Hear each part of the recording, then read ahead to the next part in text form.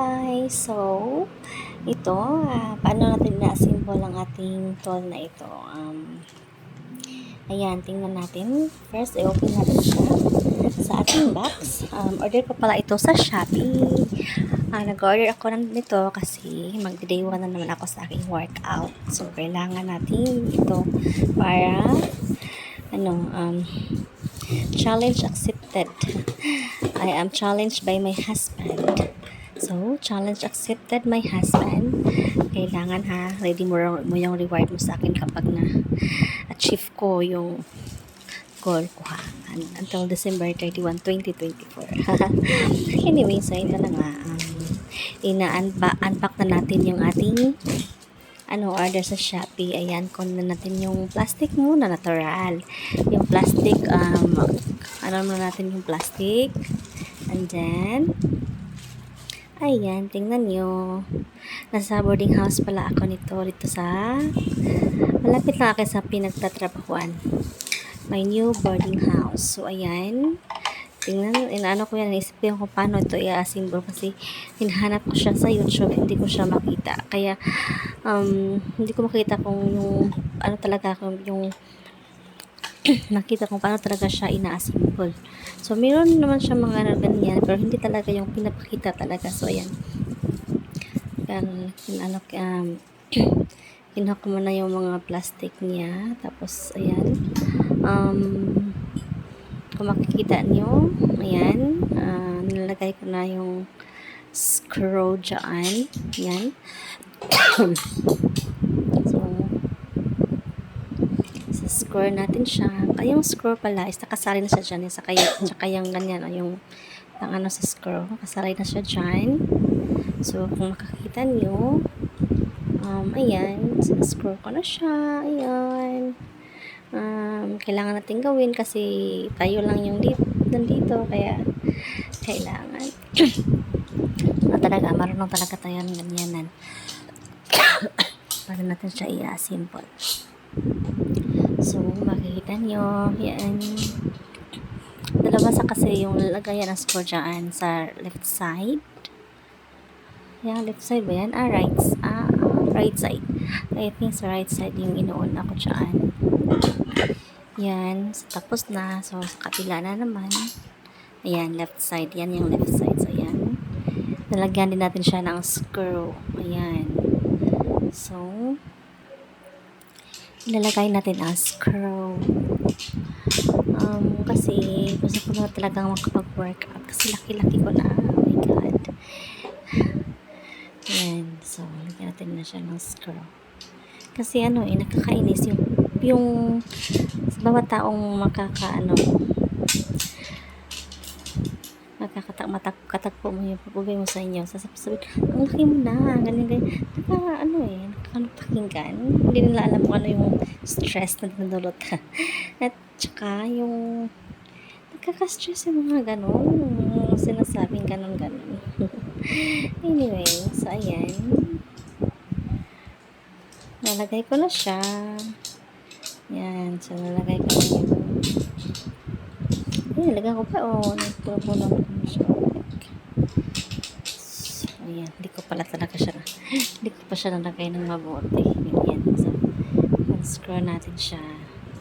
Kailangan talaga marunong tayo sa mga ganitong bagay, simpleng bagay, para kaya natin yung mga ganyan assemble na ganyan.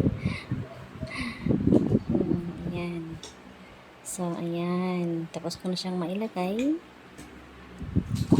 Yung dalawa from left at saka sa right side. Ayan. Tapos may nalagayan siya ng, ayan, kunin ko. Yan yung nalagayan ng timer. Yung timer natin. Ayan. Nalagay natin yung nalagayan ng timer. Maganda siya kasi may timer siya. Ayan na siya. May timer yung natin dito.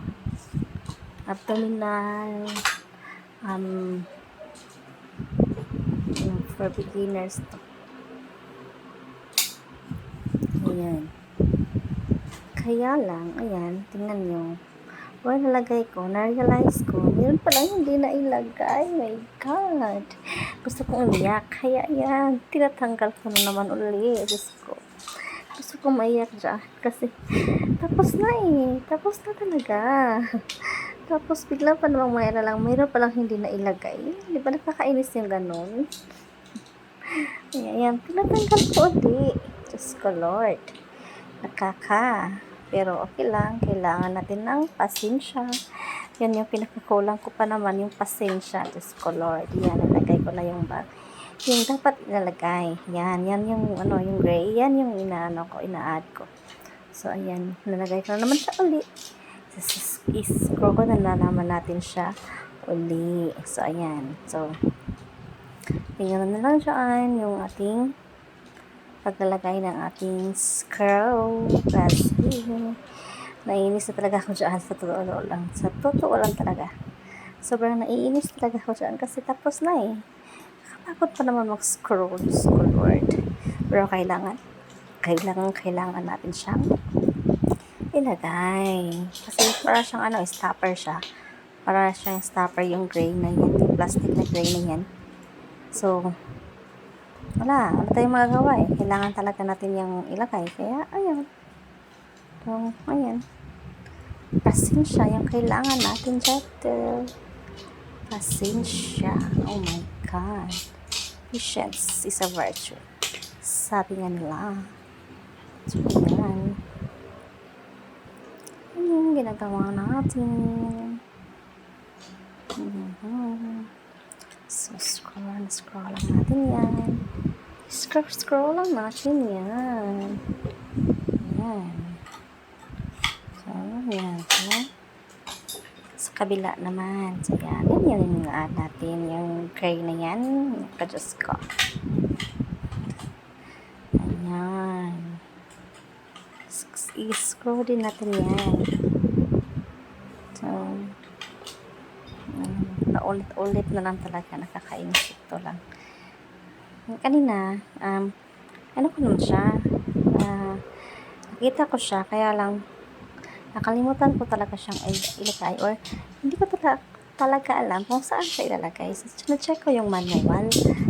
Pagkatapos ko na mga symbol, tsaka ko pa check yung manual. Kaya, ayan tuloy, bumalik ako from the top. Sabi nga na, from the top. Ayan. Yung ginagawa ko kasi nakalimutan ko siya. Ayan. So, ayan. Tapos na. Finally, natapos na talaga siya. So, this time, nilagay na natin yung lagayan ng ating timer. So, ayan. Ilalagay na natin siya. Okay. Kailangan talaga tayo marunong talaga tayo dito. Ayan. Lagyan ko na siya. Okay. Ayan. So, lagay natin ang ating timer. Oh.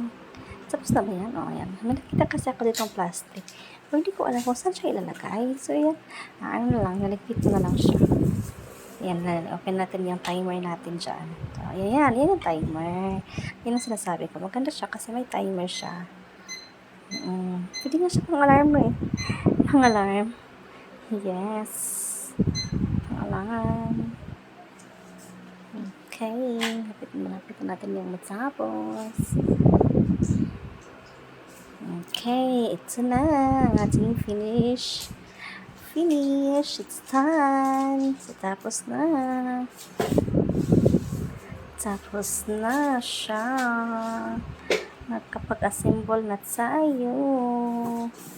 Oh my God. Ang sarap sa feeling na nakapag-assemble tayo nito. Sa totoo lang. Sayang-saya. Ayan, ang ating finish. So, okay. Gagamitin na natin yan. Letter.